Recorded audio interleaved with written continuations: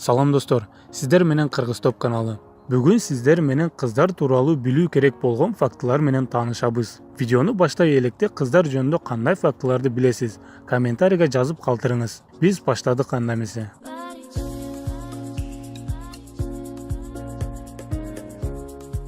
Биринчи факт. Кыздардын жүрөгү балдардын жүрөгүнө караганда 20%га кичүү болот. Кыздардын жүрөгү кичүү болгонунун себеби алардын дене түзүлүшү эркектердикине караганда кичүү болот. Ошол себептен жүрөк да аз кан айлануусун талап кылат.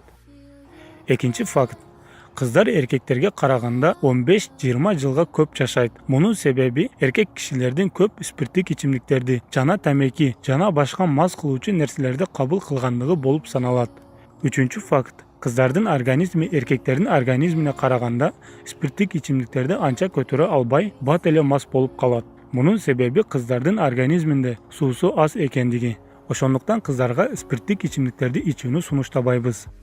Төртүнчү факт. Кыздар турмушка чыккандан соң 20%ы бир жумадан соң турмушка чыккандыгына өкүнөт экен. Мунун себептеринин бири алар турмушту бөлөкчө элестеткендиктери жана постель мамилелерин жаңыдан көргөнү, түшүнбөгөнү себеп. Ошол себептен мырзаларыбыз үйлөнгөндөн кийин бир жума аярлап мамиле жасоосу керек.